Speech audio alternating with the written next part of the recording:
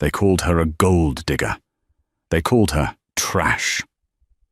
When Audrey signed the divorce papers without asking for a single dime of the Harrington fortune, her ex-husband laughed in her face. He thought he had won. He thought she was walking out of his mansion to sleep on the streets. He was wrong. Dead wrong. Because he didn't know that the woman scrubbing his floors wasn't who she said she was. And he certainly didn't expect that, less than an hour later, the most expensive private jet in the world would touch down on the tarmac, not for a billionaire CEO, not for a head of state, but for the girl who just left with nothing. The silence in the room was heavy, smelling of old money, beeswax polish, and the suffocating scent of Victoria Harrington's Chanel No. 5. Audrey sat on the edge of the velvet armchair, her hands folded neatly in her lap. She wore a simple grey cardigan that had seen better days and jeans that were fading at the knees. Across from her, sitting behind a mahogany desk that cost more than most people's cars, was Liam. Liam Harrington. The man she had loved for 3 years. The man she had nursed through a bout of pneumonia. The man she had cooked for, cleaned for, and supported while he played the role of the stressed heir to the Harrington real estate empire. Now, he wouldn't even look her in the eye. "Just sign it, Audrey," his mother, Victoria, snapped from the corner. She was swirling a glass of Chardonnay, even though it was barely 10 in the morning. "Stop dragging this out. We all know why you're hesitating. You're waiting for a payout. Well, honey, look at the prenup. You get what you came with, which, if I recall, was a suitcase full of rags and a sob story." Audrey looked at Liam. "Liam, is this really how you want to do this?" Liam finally looked up. His face, once handsome to her, now looked sharp and cruel. He adjusted his silk tie, the one she had bought him for his birthday by saving up grocery money for 3 months. "Mother is right, Audrey," Liam said, his voice devoid of emotion. "It's over. The novelty has worn off. I need a wife who fits my world, someone who knows how to host a gala, not someone who panics over which fork to use for the salad. You were a phase, a rebellion against my expectations. But I'm done rebelling." He slid the document across the table. "Sign it. Leave the house key. You can keep the clothes on your back. Consider it a parting gift." Audrey felt a strange calmness wash over her. For months, she had tried to be the perfect wife. She had endured Victoria's sneers, Liam's late nights, and the whispers of their society friends who treated her like the help. She had stayed because she believed in the vows, for better or for worse. But this was the end of the line. She reached for the Mont Blanc pen resting on the desk. "I don't want your money, Liam," Audrey said softly, "and I don't want a settlement." Victoria let out a shrill, mocking laugh. "Oh, listen to her, playing the martyr. She thinks if she acts noble, you'll cut her a check out of pity. Don't fall for it, Liam." "I'm not playing anything," Audrey said. Her hand didn't shake as she put the pen to the paper. The sound of the nib scratching against the thick legal bond was the only sound in the room. Audrey C.K. She signed it. She pushed the papers back. "There," Audrey stood up. "You have your freedom, and you keep your money, all of it. I hope it keeps you warm at night." Liam blinked, looking at the papers. He seemed momentarily stunned that she hadn't fought, hadn't begged, hadn't asked for alimony. But the surprise was quickly replaced by a smug grin. "You're an idiot," Liam sneered. "You could have fought for at least 10 grand. Now, you're walking out of here with nothing. Where will you go? Back to that trailer park? Or are you going to beg for a shift at the diner?" "That's none of your concern anymore," Audrey said. She turned to the door. "Wait!" Victoria barked. Audrey paused, her hand on the brass knob. "Open your bag," Victoria demanded, stepping forward. I want to make sure you haven't stolen any of the silver. Or my jewelry." Audrey turned slowly. Her eyes, usually a warm hazel, were now cold steel. She dropped her battered canvas duffel bag to the floor and unzipped it. Inside, there was nothing but 2 T-shirts, a spare pair of jeans, a photo of her late mother, and a small, leather-bound notebook. Victoria kicked the bag with the toe of her expensive heel, shifting the clothes around. "Pathetic," she muttered. "Absolutely pathetic. Fine, get out, and don't think about coming back to beg when you realize the real world doesn't care about your dignity." Audrey zipped the bag back up. She slung it over her shoulder. "Goodbye, Liam," she said. Liam didn't answer. He was already pouring himself a drink, celebrating the removal of the stain on his reputation. Audrey walked out of the massive oak double doors of the Harrington estate. The heavy door clicked shut behind her, with a finality that echoed in her chest. She walked down the long, winding driveway, lined with manicured hedges. It started to drizzle, a cold, grey rain that soaked through her thin cardigan instantly. From the window of the study, Liam watched her go, a tiny, solitary figure walking toward the main gate. "She's walking to the bus stop," Liam chuckled, taking a sip of scotch. "It's a 3-mile walk. She really is destitute." "Good riddance," Victoria said, raising her glass. "To the future, Liam. A future with someone of status." They toasted, warm and dry in their mansion, watching the woman they thought was a nobody disappear into the rain. They had no idea that the nobody walking down their driveway was about to make a phone call that would shake the very ground they stood on. The rain was coming down harder now, plastering Audrey's hair to her face. She walked until she was well out of sight of the Harrington gates, around the bend of the winding country road that led toward the highway. She stopped at a small, secluded lay-by, a spot usually used by maintenance trucks. She didn't look like a woman who had just lost her home and her husband. She stood taller now, the slump in her shoulders, the posture of a woman constantly apologizing for her existence, was gone. She reached into her pocket. She didn't pull out the cracked Android phone Liam allowed her to use. She reached into the inner lining of her duffel bag and pulled out a sleek, black satellite phone, a device that cost more than Liam's car. She dialed a single number. "Status," she said, her voice crisp and commanding. Gone was the soft, timid tone she had used for 3 years. "Ma'am," a deep voice answered instantly on the other end. "We have been holding pattern. We are currently 10 minutes out from Harrington Private Airfield. The crew is ready." "Divert the car to my current location. I'm done walking," Audrey said. "Understood. Estimated time of arrival. 2 minutes. Welcome back, Miss Kensington." Kensington. The name felt heavy on her tongue, familiar and dangerous. For 3 years she had been Audrey Smith, nobody, orphan, waitress. But before that, she was Audrey Kensington, sole heiress to Kensington Global, one of the largest private equity conglomerates in the Western Hemisphere. She had left that life behind because she wanted to know if someone could love her for her, not the billions attached to her name. She met Liam in a coffee shop 3 years ago. He was charming, seemingly kind. She thought she had found it. She hid her identity, cutting off her access to the family trust, living on a waitress's wage to see if he was real. He wasn't. She had found her answer, and the experiment was over. 2 minutes later, a matte black SUV with tinted windows, looking more like a military vehicle than a luxury car, screeched around the bend. It came to a halt right in front of her. 2 men in dark suits jumped out, opening umbrellas instantly to shield her from the rain.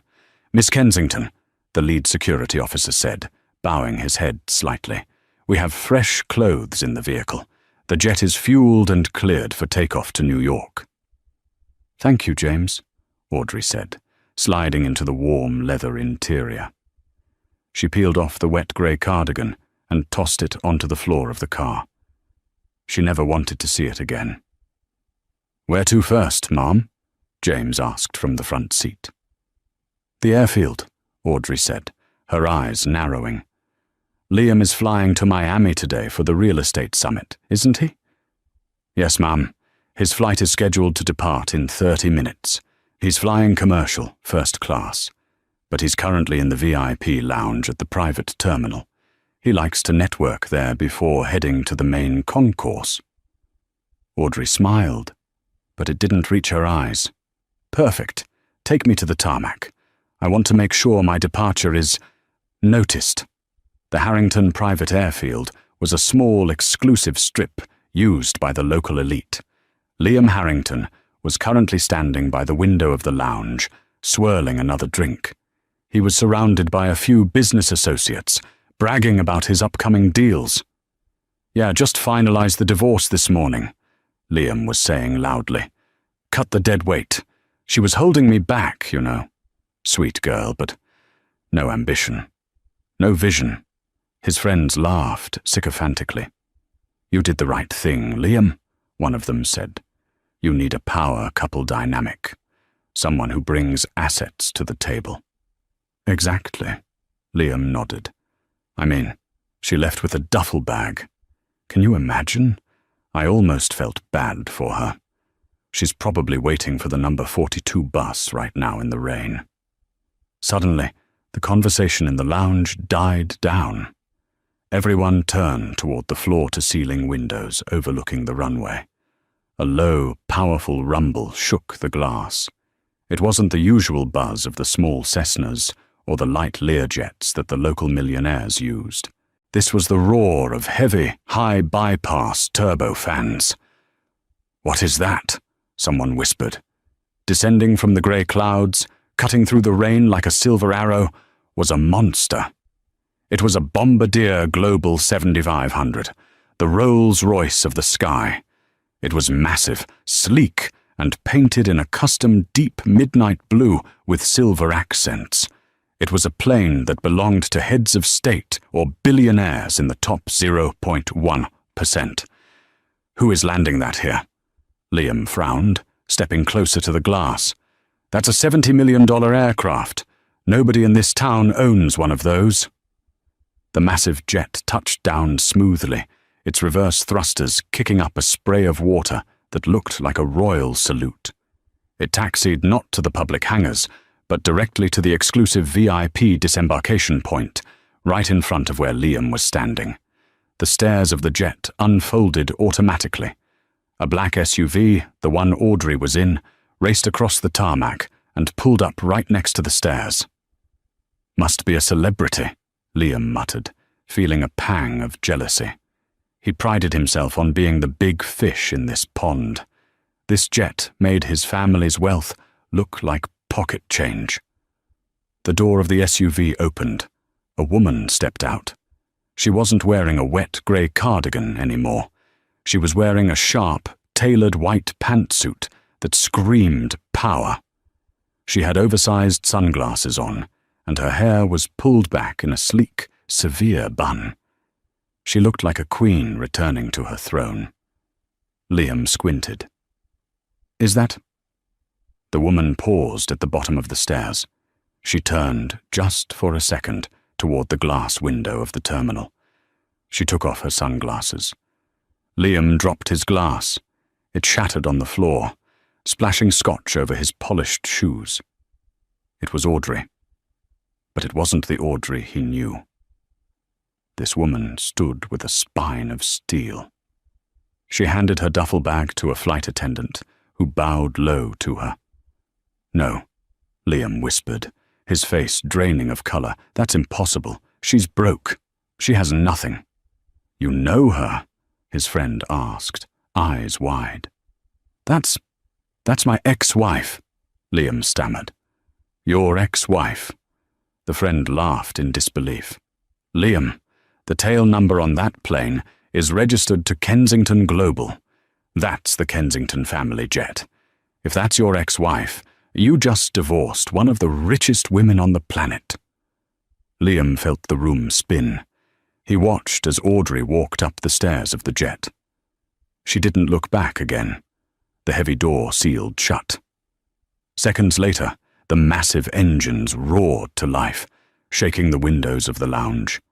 The jet taxied out and took off, soaring into the clouds, leaving Liam standing in a puddle of spilled scotch and regret. He grabbed his phone and dialed her number. "The number you have reached is no longer in service." 6 months had passed since the day the Global 7500 jet tore a hole in the sky above Harrington airfield, taking Liam's illusion of control with it. 6 months, and the Harrington estate felt less like a manor and more like a mausoleum. Liam sat in the same study where he had forced Audrey to sign the papers. The room looked identical, the heavy oak furniture, the leather-bound books that nobody read. But the atmosphere had curdled. The air was thick with unspoken accusations and the sour smell of Liam's mounting anxiety. He wasn't the sleek, arrogant heir anymore. His expensive suits felt a little looser, his eyes were rimmed with dark circles that concealer couldn't hide, and his hands had developed a persistent, subtle tremor. On his desk, next to a half-empty tumbler of whiskey, at 11 a.m., was a framed photograph. He had dug it out of a box in the basement a week after the divorce. It was a picture taken 3 years ago on a pier in Santa Monica. Audrey was laughing, her hair blowing across her face, wearing a cheap hooded sweatshirt, holding a half-eaten corn dog. She looked radiant. Real. Liam stared at the photo, a knot tightening in his stomach. He hated that photo. He looked at it every day. The revelation on the tarmac had broken something in him. The knowledge that he had spent 3 years married to Audrey Kensington, the goddess of Wall Street, the woman whose family trust fund could buy and sell the Harrington empire 10 times over, and treated her like a hired maid, ate away at his sanity.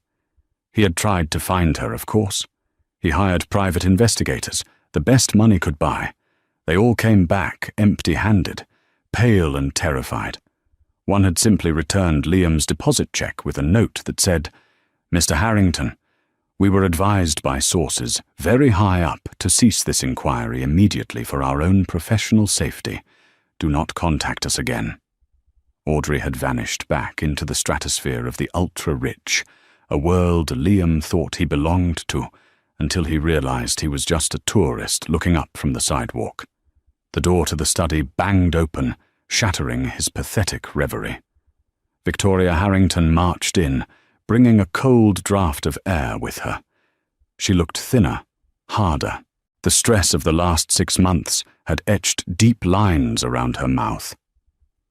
"Still moping over the help?" Victoria snapped, gesturing vaguely at the photo on his desk with her lit cigarette. "She wasn't the help, Mother," Liam grated out, slamming the photo face down. "She was a Kensington, and if you hadn't been such a shrew to her every single day, maybe she wouldn't have left us high and dry." Victoria laughed, a harsh, barking sound. "Oh, please, don't rewrite history, Liam. You were bored with her. You said she smelled like meatloaf and poverty. You wanted her gone as much as I did. Who could have known she was playing some sick little Marie Antoinette game, pretending to be poor for kicks?" She walked over to the desk and stubbed her cigarette out in his expensive crystal ashtray. "Besides," she hissed, leaning over the desk, her eyes glittering with panic, "we have bigger problems than your bruised ego over losing the golden goose. The bank called again." Liam winced. "Which one?" "All of them. The Miami project is dead in the water, Liam. Dead. The contractors walked off the job yesterday because the checks bounced. We are leveraged to the hilt." The Miami Real Estate Summit, the one he was supposed to fly to the day Audrey left, had been the beginning of the end.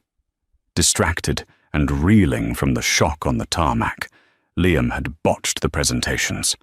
He'd made desperate, risky deals to try and prove he didn't need Kensington money. Those deals had soured spectacularly. The Harrington family was currently $80 million in the hole, with assets that were rapidly depreciating. The wolves weren't just at the door, they were in the foyer, measuring the drapes. "I handled it," Liam lied, rubbing his temples. "I'm talking to new investors." "Who?" Victoria demanded. "Everyone in town knows we're toxic right now. Nobody will touch us." "There's a new firm, Apex Ventures, based out of Zurich and New York. They specialize in distressed assets," Victoria sneered. "Vultures, that's what they are. They'll pick our bones clean." "We don't have a choice, Mother," Liam shouted, finally losing his temper. He stood up, knocking over his chair. "It's Apex or bankruptcy. It's Apex or we lose this house, the cars, the club memberships, everything. Do you want to apply for a job at the diner where you used to mock Audrey for working?" The silence in the room was total. The reality hung between them. Victoria paled. The thought of actual poverty was more terrifying to her than death. "Fix it, Liam," she whispered, her voice trembling with genuine fear for the first time. "I don't care whose boots you have to lick. You get that meeting with Apex, and you get their money. Do not fail me." Liam watched his mother leave the room. He felt sick. He picked up the phone, his hands shaking violently now, and dialed the number for the ultra-exclusive, incredibly secretive Apex Ventures. He had to beg for a meeting. He had to sell his soul to strangers just to keep the lights on. He had no idea that the soul he was about to try and sell was one that had already been weighed, measured, and found wanting. The headquarters of Apex Ventures in downtown Manhattan was not a building designed to make visitors feel welcome. It was designed to make them feel small. The lobby was a cavernous expanse of polished grey slate and frosted glass, silent except for the hum of unseen technology. The air was colder than outside. There were no comfortable chairs, no magazines, just a single, sculptural reception desk, manned by two women who looked like runway models and typed silently on keyboards that made no sound. Liam Harrington sat on a hard, minimalist steel bench, sweating through his best Italian suit. He had been waiting for 90 minutes. Every 15 minutes, he would approach the desk, trying to project confidence. "Excuse me. My appointment was for 2:00 p.m. It's now 3:30. The receptionist wouldn't even look up from her screen. "The CEO is wrapping up a call with the Prime Minister of Japan. You will wait."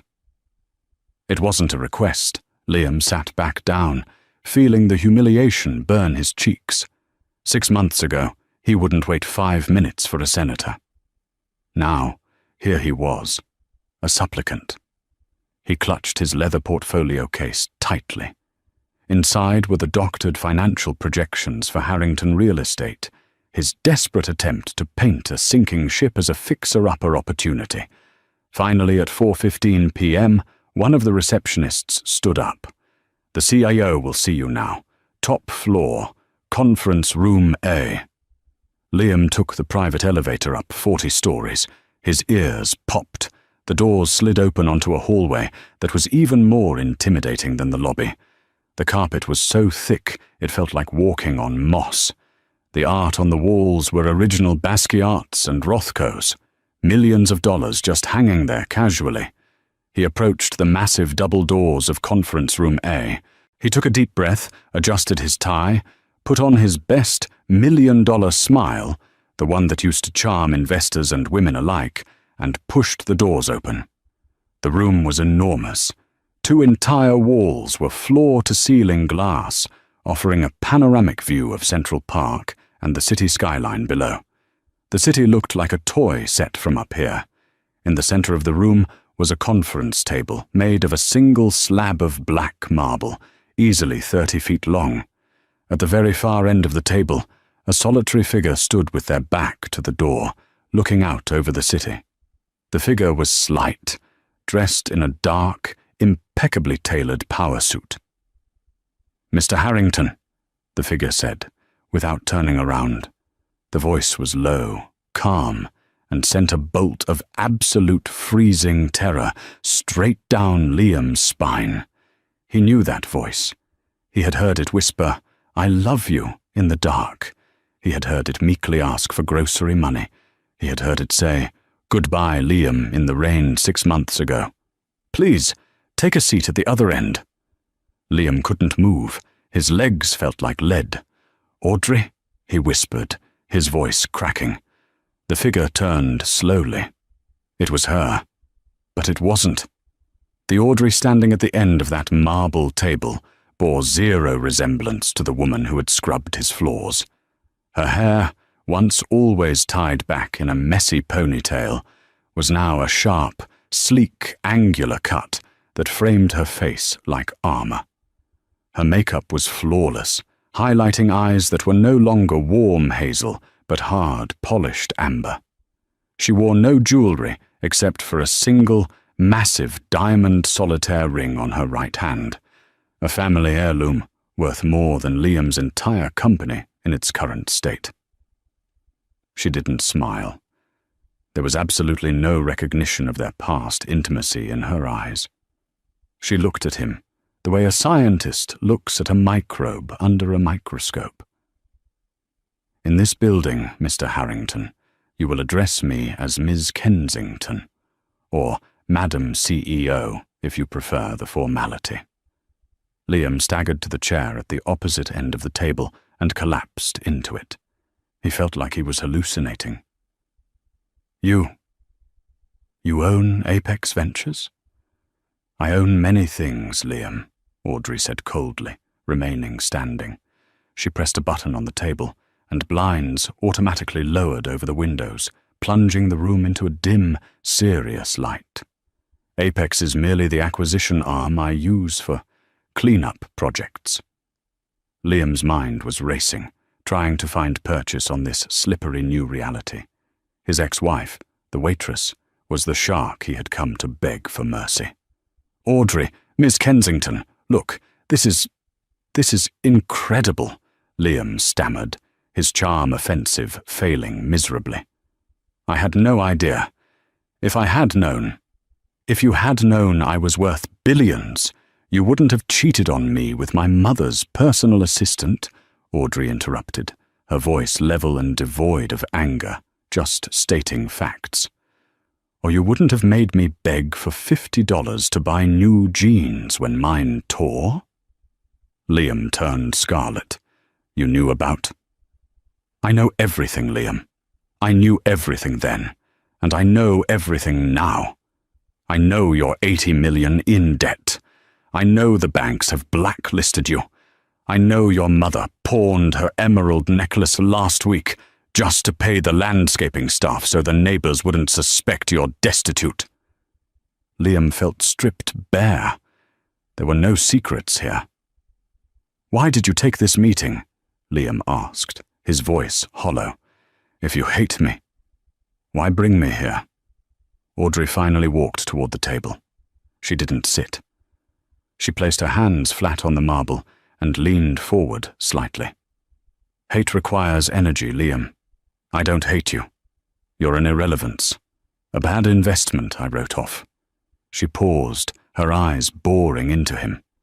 "I took this meeting because you are looking for a buyer for Harrington real estate, and I am in the market for distressed properties." Liam felt a flicker of pathetic hope. "So, you'll invest? You'll help us turn it around? Look, Audrey, I know we ended badly, but the company has good bones. With your capital, we could—" "Stop!" Audrey said. The word was soft, but it hit like a slap.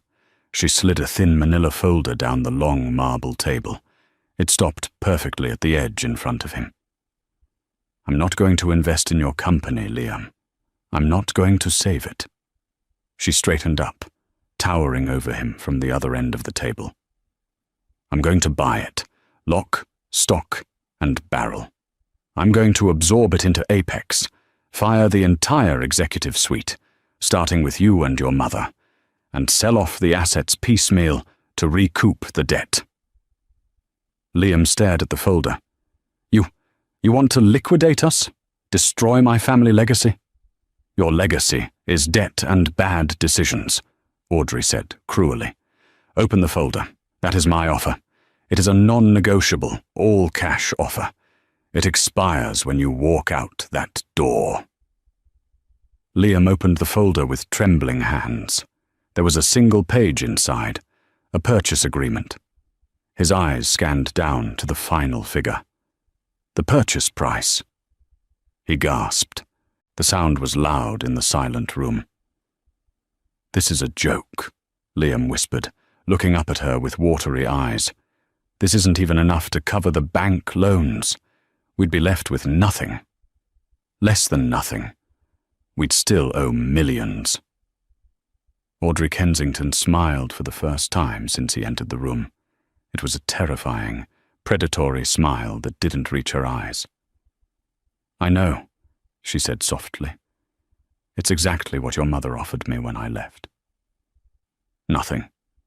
It seems only fair, doesn't it, Liam? The symmetry of it. She checked her diamond watch. You have 60 seconds to sign, or I pull the offer and let the banks foreclose on Monday morning. Either way, Harrington Real Estate is finished. The only question is whether you want to walk out of here owning the clothes on your back, or not even that.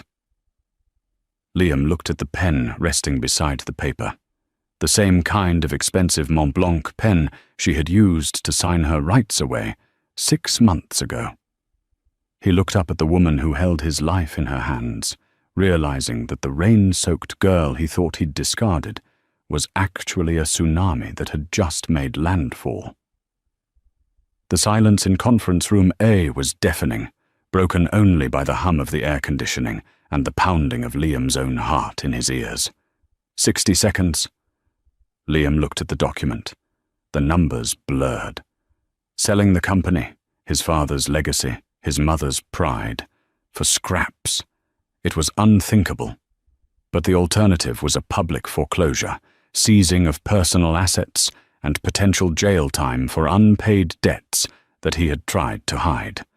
You can't do this, Liam said, his voice cracking. He looked up at Audrey, searching for a trace of the woman who used to rub his back when he had a headache. Audrey, please. I know I hurt you. I was an idiot. I was blind. But this is nuclear. You're destroying my life. Audrey didn't blink. She walked slowly around the table, her heels clicking rhythmically on the marble floor. The sound echoed like a ticking clock. You destroyed your own life, Liam, she said, her voice devoid of pity. I'm just the one sweeping up the debris. Do you remember our 3rd anniversary? The one where you told me you had to work late? Liam swallowed hard. Yes. I waited up with a homemade dinner until 2 a.m., Audrey continued, stopping right behind his chair. She leaned down, her lips close to his ear. I knew you weren't working. I knew you were at the St. Regis with Sarah, my mother's assistant. I knew because I paid for the room. I used my savings, the grocery money you let me keep, to hire the PI that night. I wanted to be wrong. I prayed to be wrong. Liam froze. He felt the blood drain from his face. She knew. She had known for years. I stayed because I wanted to see if you had a conscience, she whispered. I gave you a year to confess, a year to change. You didn't. You just got better at lying. She straightened up and tapped the face of her diamond watch. 10 seconds, Liam. Sign the paper or get out. If you leave without signing, my legal team files the foreclosure notice at 9 a.m. tomorrow. Liam looked at the pen. His hand shook so violently he could barely hold it. He thought of his mother, Victoria. She would scream. She would rage. But if he didn't sign, she would be homeless. At least this way, the debts were wiped. They would have nothing, but they would be free of the creditors.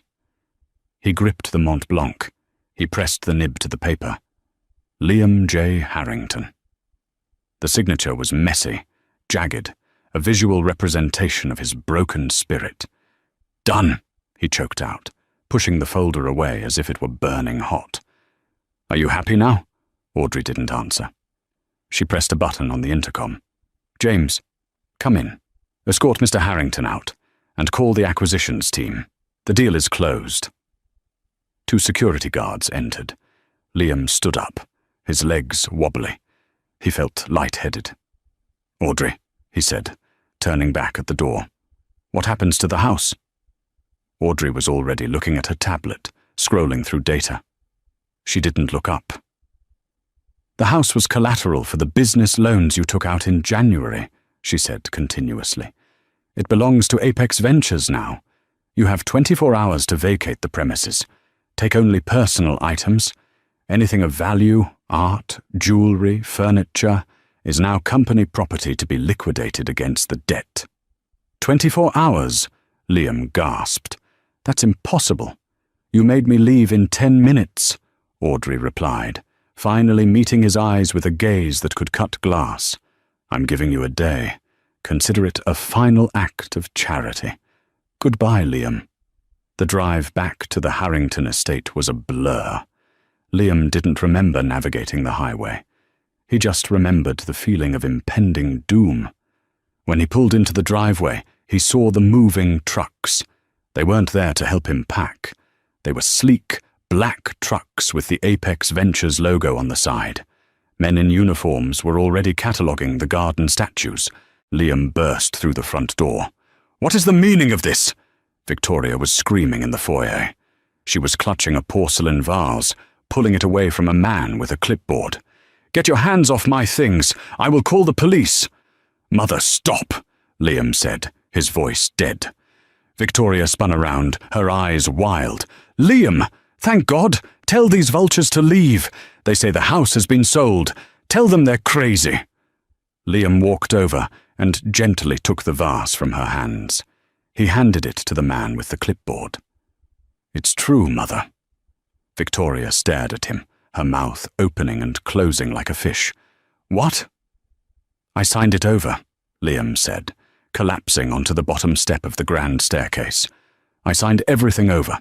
The company, the accounts, the house. It's gone. We're bankrupt." You sold us out?" Victoria shrieked. She raised her hand and slapped him across the face. The sound echoed through the cavernous hall. "You coward! You useless, spineless coward! Who did you sell to? Who has done this to us?" Liam rubbed his stinging cheek. He looked up at his mother, seeing her for the first time, not as a matriarch, but as a bitter, terrified old woman. "Audrey," he said softly. Victoria froze. "The maid?" "She's not a maid, Mother. She's Audrey Kensington. She owns Apex Ventures. She owns the bank that held our loans. She owns everything." The colour drained from Victoria's face so fast Liam thought she might faint. She slumped against the wall, sliding down until she hit the floor. "Kensington," she whispered. "The Billionaire family. And I made her polish the silver." "Yes," Liam said, a hysterical laugh bubbling up in his chest. "You did. And now she's taking the silver back." 3 weeks later, Liam sat on the edge of a lumpy mattress in a Motel 6 on the outskirts of the city. The room smelled of stale smoke and lemon pledge. His Italian suits were hanging on a flimsy rack in the corner, the only remnants of his former life. He turned on the small, grainy television. Every channel was covering the same story. Breaking news. Shocking revelations in Harrington real estate collapse. Liam leaned forward, clutching a cup of instant coffee. The screen showed a press conference taking place in front of what used to be the Harrington HQ. The sign had already been removed. Standing at the podium, looking regal in a navy blue suit, was Audrey. Flashes of cameras erupted like lightning around her. "Why is she doing this?" Liam muttered. "She already won. Why does she have to dance on the grave? On the screen, Audrey adjusted the microphone. She looked directly into the camera. "Ladies and gentlemen," Audrey began, her voice steady and authoritative. "When Apex Ventures acquired Harrington Real Estate 3 weeks ago, our intention was simply to liquidate a failing asset. However, during our audit of the company's internal files, we discovered something that could not be ignored." Liam frowned. "What files?" Audrey held up a thick binder. "For the past 5 years, Harrington Real Estate has been cutting corners on safety regulations in their low-income housing projects in order to fund the lavish lifestyles of its owners. They used substandard concrete, they bribed inspectors, they ignored structural warnings." Liam felt a cold sweat break out on his forehead. The Riverview project. He had signed off on the cheaper materials to save money for his new Porsche. He thought no one would ever check the supply logs. "These buildings," Audrey continued, her voice hardening with righteous anger, "are death traps. Hundreds of families are living in apartments that could collapse in a minor tremor. This was not just bad business, this was criminal negligence." The crowd of reporters gasped. "We cannot in good conscience simply liquidate this company," Audrey announced. "Therefore, I am announcing that Apex Ventures will be setting aside a $50 million relief fund. We will be relocating all affected tenants immediately to safe housing at our own expense. We will be tearing down the unsafe structures and rebuilding them properly." She paused, and the camera zoomed in on her face. "Furthermore, we have turned over all evidence of fraud, bribery, and negligence to the district attorney's office. As of this morning, warrants have been issued for the arrest of the former CEO, Liam Harrington, and the CFO, Victoria Harrington." Liam dropped his coffee. The hot liquid splashed over his bare feet, but he didn't feel it. Arrest warrants. Sirens wailed in the distance. Real sirens, not on the TV. He ran to the window of the motel room and peered through the blinds. 2 police cruisers were pulling into the motel parking lot. They knew exactly where he was. He stumbled back, his heart hammering against his ribs like a trapped bird. This wasn't just revenge. Audrey hadn't just taken his money. She had uncovered his sins. She wasn't just a scorned ex-wife. She was the executioner of his corruption. He looked at the TV one last time. A reporter was shouting a question at Audrey. "Miss Kensington, did you know about this when you were married to him?" Audrey looked at the camera, her expression softening into something sad and profound. "I knew he was a man who loved money more than people," she said. "But I never imagined he would risk lives for it. I thought I left a broken marriage. It turns out I escaped a crime scene." The door to Liam's motel room burst open with a loud crash. "Police! Hands in the air!" As Liam was shoved against the wall and handcuffed, he realized the true depth of his mistake. He hadn't just underestimated Audrey's bank account. He had underestimated her morality. He thought she was weak because she was kind. He didn't realize that kindness, when betrayed, can become the most dangerous weapon of all. The story didn't end with Liam in handcuffs. That would be too simple.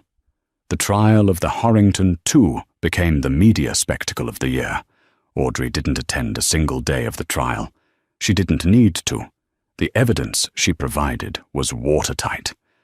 Instead, on the day of the verdict, she was standing on the balcony of her penthouse in Manhattan, looking out over the city. James, her head of security, walked out with a glass of champagne. "The jury is back, Ma'am," James said quietly. "Guilty on all counts. Liam got 10 years. Victoria got 5. Audrey took the glass but didn't drink. She looked at the bubbles rising to the surface. "Do you feel better?" James asked. "Is it closure?" Audrey sighed, looking at the sunset reflecting off the glass skyscrapers. "It's not about feeling better, James. It's about balance. They took everything from me emotionally. I took everything from them financially. But the prison sentences, that wasn't me. That was their own karma catching up. She took a sip of the champagne. But there is one loose end, she said, her eyes narrowing slightly. Ma'am? The woman, Audrey said. Sarah, the assistant he cheated with. She wasn't just a mistress. My audit found her name on several shell companies used to launder the money for the concrete bribes. She was the architect of the fraud, James. Liam was too stupid to come up with it on his own. James raised an eyebrow. She's currently in the south of France, I believe, living off the money she siphoned away. Audrey smiled. It was the smile of the hunter who has spotted fresh tracks. Prep the jet, James, she said, turning back into the apartment. We're going to Nice. The cleanup isn't finished yet. The French Riviera shimmered under the Mediterranean sun, a stark contrast to the grey prison walls that now enclosed Liam Harrington. Sarah sat on the terrace of the Hotel du Cap Eden Rock in Antibes, wearing oversized sunglasses and a wide-brimmed hat. She sipped a glass of rosé that cost more than her old weekly salary as a personal assistant. She checked her phone. The news from New York was everywhere. Harrington dynasty crumbles. CEO jailed. Sarah smiled, a small, cruel curving of her red lips. She had played the game perfectly. She had seduced Liam, not because she loved him, God, no. He was a whiny, entitled child, but because he was the perfect patsy. She had convinced him to cut corners on the construction materials. She had set up the shell companies. She had funneled the difference, nearly $12 million, into offshore accounts in the Cayman Islands, accessible only by her. Liam was in prison, Victoria was ruined, and Sarah was here, wealthy, free, and invisible. Mademoiselle, a waiter approached her table. There is a guest who would like to join you. Sarah frowned. I didn't expect anyone. Tell them I'm busy. I'm afraid she insisted, the waiter said, stepping aside. Sarah looked up. The glass of rosé slipped from her fingers and shattered on the expensive stone tiles. Standing there, backlit by the azure sea, was Audrey. She wasn't wearing a power suit today. She was dressed in a flowing white sundress that looked deceptively simple, but was likely bespoke silk. She looked effortless, dangerous.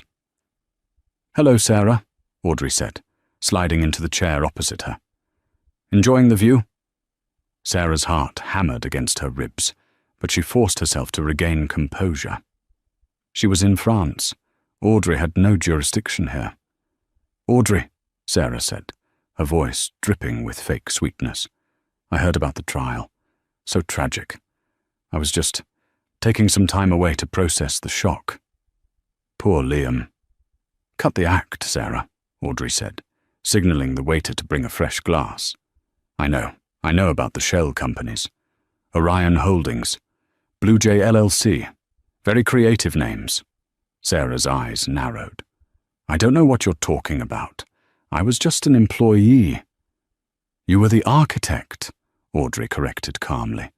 My forensic accountants found the digital trail. You were sloppy, Sarah. You thought because you used a VPN, you were invisible? You logged into the Cayman accounts from the Harrington office IP address 3 times. Sarah laughed, but it sounded brittle. So what? Proving I logged in isn't proving I stole anything. And even if you could prove it, the money is gone.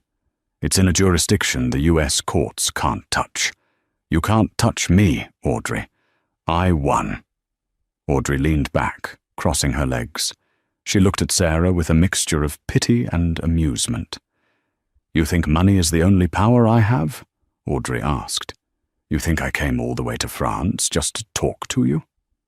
What are you going to do? Sarah sneered. Call the police. Interpol takes months to process extradition requests for white-collar crimes. By the time they file the paperwork, I'll be in Dubai. Audrey took a slow sip of water. "Actually, I didn't call the police," Audrey said. "I called the bank." Sarah frowned. "Which bank?" "The bank in the Caymans where you hold your $12 million, Audrey said. "Specifically, the First Royal Bank of the Antilles."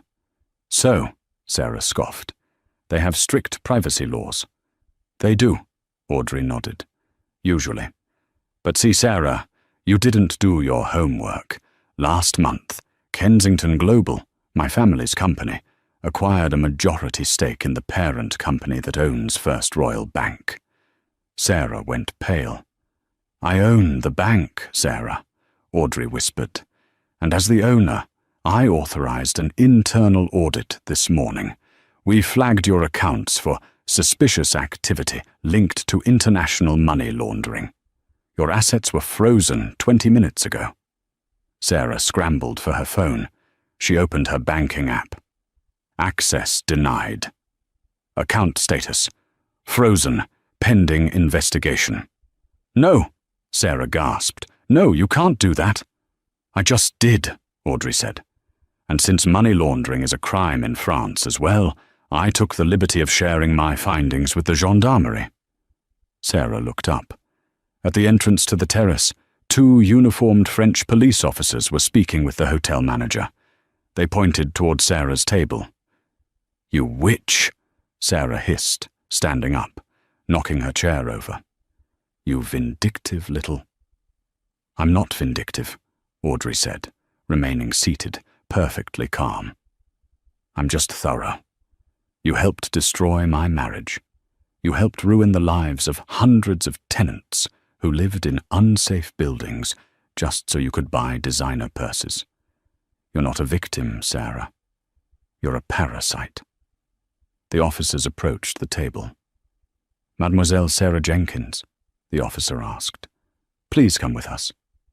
Sarah looked at the ocean one last time, the freedom she had tasted for only a few weeks. Then she looked at Audrey. "He never loved you, you know," Sarah spat as the officers took her arms. "Liam, he never loved you." Audrey stood up. She walked close to Sarah, invading her space. "I know," Audrey said softly. "And he never loved you either. He loved himself. We were both just mirrors for his ego. The difference is, I shattered the mirror. You tried to steal it." She watched as the police led Sarah away through the horrified crowd of tourists. Audrey stood alone on the terrace. The sun was setting, painting the sky in hues of purple and gold. Her phone buzzed. It was a text from James. "It's done. The funds from Sarah's frozen accounts have been repatriated. We can transfer them to the Tenant Relief Fund immediately." Audrey typed back, "Do it." She walked to the edge of the balcony and looked out at the vast, endless horizon. 6 months ago, she had walked down a driveway in the rain with a duffel bag and a broken heart. She had been called a nobody, a gold digger, trash. Now she had cleaned house. The toxicity was gone. The debts were paid. The criminals were behind bars. She took a deep breath, filling her lungs with the salty sea air. For the first time in 3 years, she didn't feel like Audrey the heiress, or Audrey the wife, or Audrey the victim. She was just Audrey, and as she turned to walk back toward her waiting life, she realized that Liam was wrong about one thing. She hadn't left with nothing. She had left with the truth. And in the end, that was the only currency that mattered.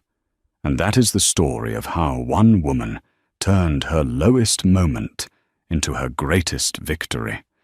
They thought they could break her because she was kind. They thought she was weak because she was silent. But they forgot that the calmest ocean often hides the deepest depths and the fiercest storms.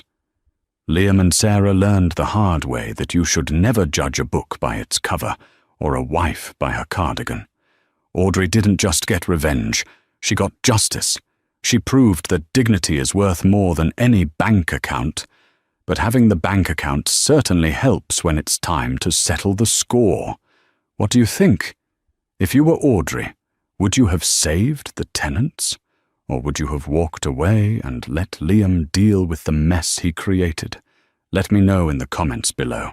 If you enjoyed this story of karma and redemption, please smash that like button.